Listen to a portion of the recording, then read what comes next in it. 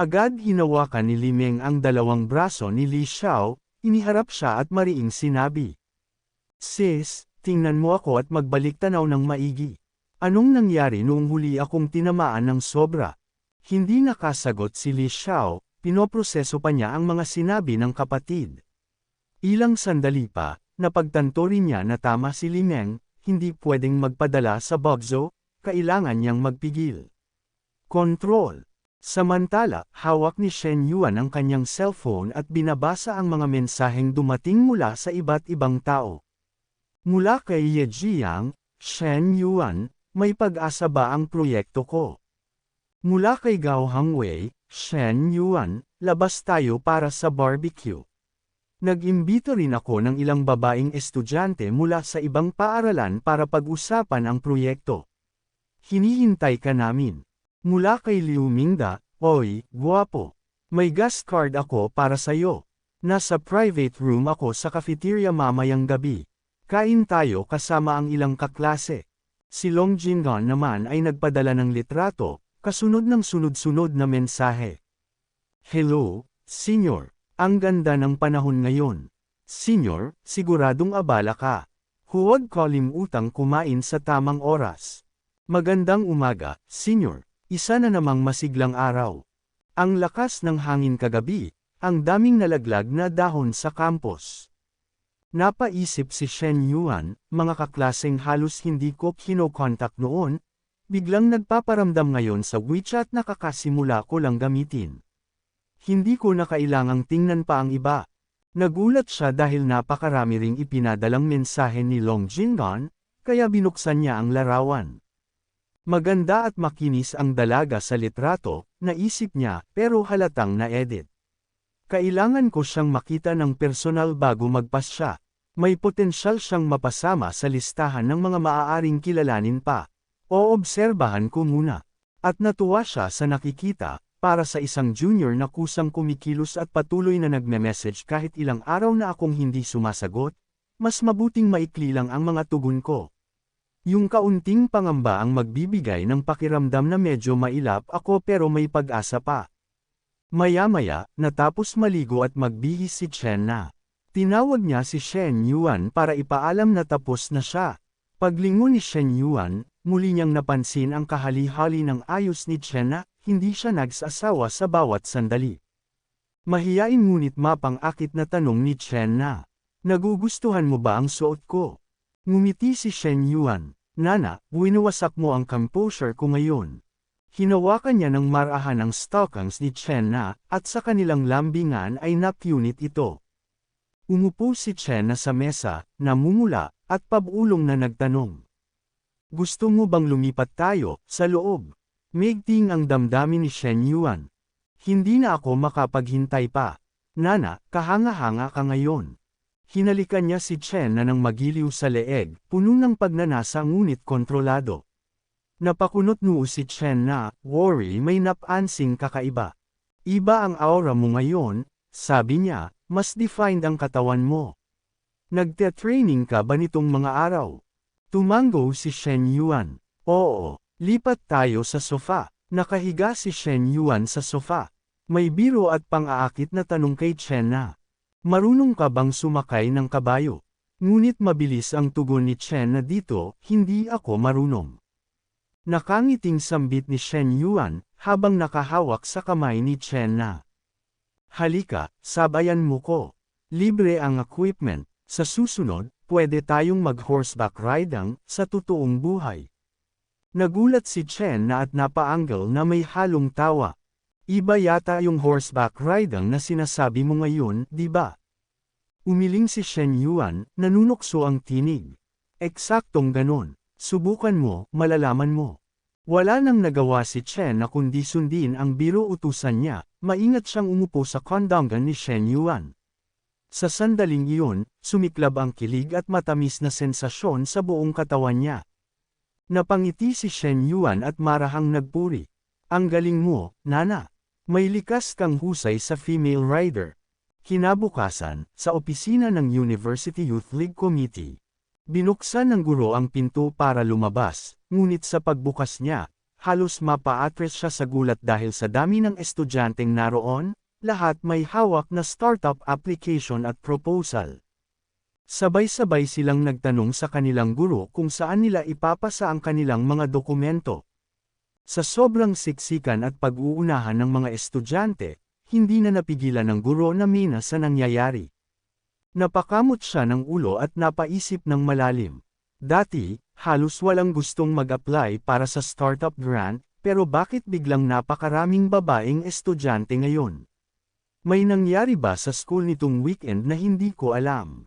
Samantala, sa gym, seryosong nag-eehersisyo si Shen Yuan nang biglang tumawag sa kanya si Fu Yingqi. Agad niyang kinuha ang cellphone at sinagot ang tawag. Nakita ni Menglo na may tumatawag kay Shen Yuan, kaya't napakunot noo ito at nagtataka kung sino ang little secretary na tatawag sa kanya sa ganitong oras. Pagkalapit ni Shen Yuan ng cellphone sa tainga, mabilis na nagsalita si Fu Yingqi. Boss, natanggap na namin ang unang batch ng startup applications at proposals ngayong araw. Umabot sa 653 ang bilang ng mga isinumite. Kaagad namang tinanong ni Shen Yuan, anong male to female ratio? Walang patumpik-tampak, sumagot si Fu Yingqi. 628 ang babae, at 25 lang ang lalaki. Sa narinig, bahagyang napangiti si Shen Yuan at kalmadong sinabi, ikaw na ang bahala sa screening.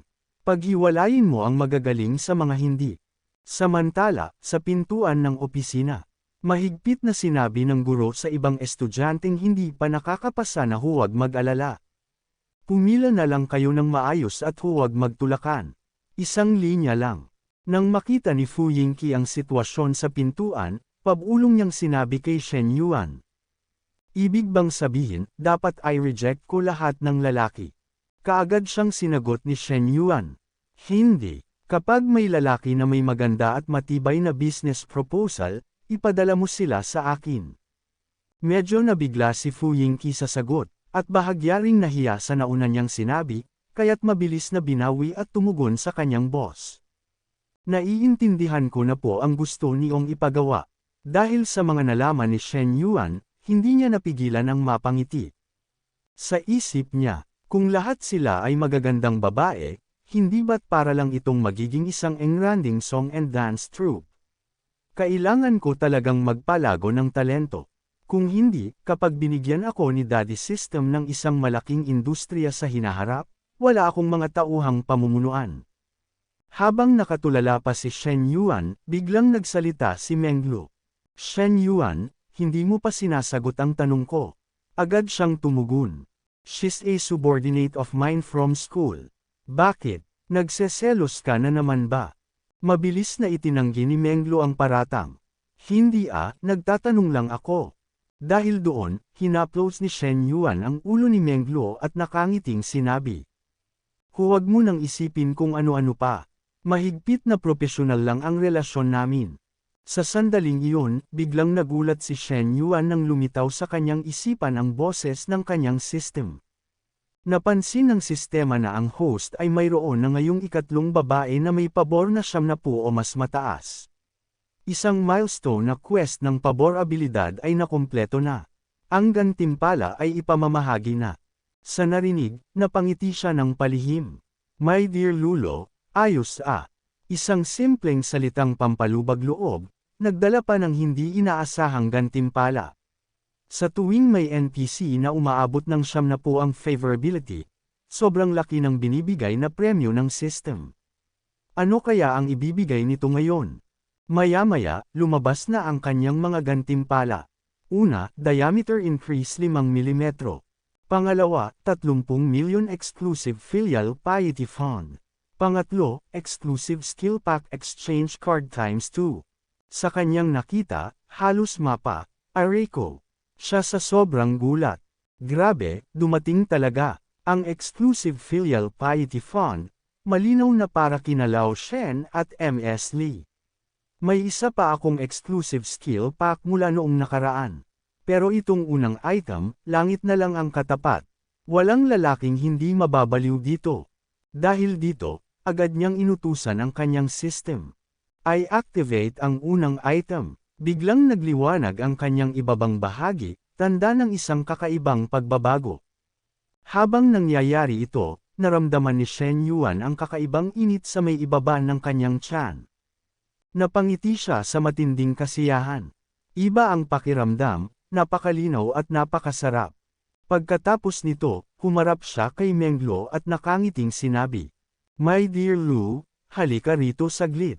Naguguluhang tanong ni Menglo, "Ano yon?" Ngunit hinawakan na lamang ni Shen Yuan ang kamay nito at mabilis na sinabing, "Wala nang oras magpaliwanag, bilis, sa taas tayo."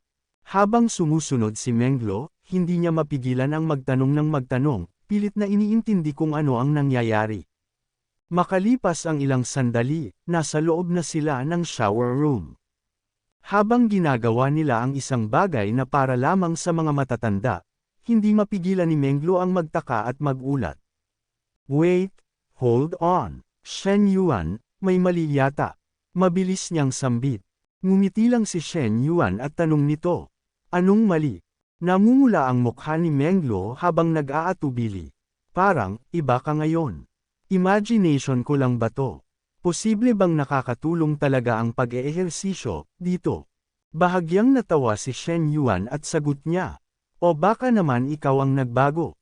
Habang napapaungol sa sarap, sinabi ni Menglo, "Talaga, dahan-dahan lang sa susunod ha, hindi ko na kaya."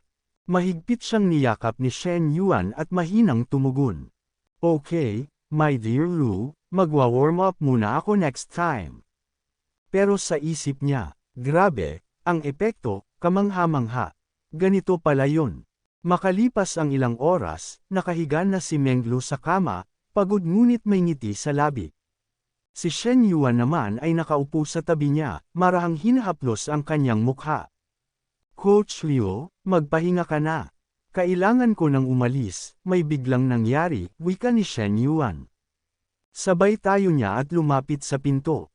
Bago tuluyang lumabas, tumingin pa siya muli kay Menglo at naisip. Mukhang hindi lang si My Dear Lu ang kailangang masanay sa bagong sandata, na ito, pati si My Dear Nana at My Dear Weiwei ay kailangan ding mag-adapt. Hindi ako dapat magmadali sa susunod. Makalipas ang ilang sandali, nakasakay na siya sa kanyang kotse. Habang nilalagay ang seatbelt, nagmuni-muni siya. Isang araw na ang lumipas mula noong nangyari ang hindi pagkakaunawaan, pero hindi pa rin sumasagot si Professor sa tawag at WeChat messages ko. Kung magpapatuloy ito, lalo lang lalalim ang gap sa pagitan namin. Paano ko mapapatunayan na wala akong ginawang masama? Kailangan ko siyang makausap ng personal. Wala siyang klase ngayong hapon, kaya malamang nasa bahay lang siya. Pagkaraan ng ilang minuto, nakarating na si Shen Yuan sa tahanan ni Professor Lee. Agad siyang kumatok sa pinto. Mabilis na pumunta si Professor Lee at nagtanong, "Sino yan?" Sumagot si Shen Yuan, "Ako ang kapitbahay mo sa ibaba. Yung banyo mo ay tumutulo sa apartment ko." Agad na binuksan ni Professor Lee ang pinto, ngunit nang makita niya kung sino talaga ang kumakatok, nanlaki ang kanyang mga mata. Naiinis niyang sinabi, "Niloko mo lang ako para pagbuksan kita." Ngunit ngumiti lang si Shen Yuan at, sa seryosong tono, sinabi, "Hayaan mo akong pumasok. Kailangan nating mag-usap ng maayos." Pero seryoso ring sumagot si Professor Lee, "Bakit? Ano na naman ang binabalak mo ngayon?"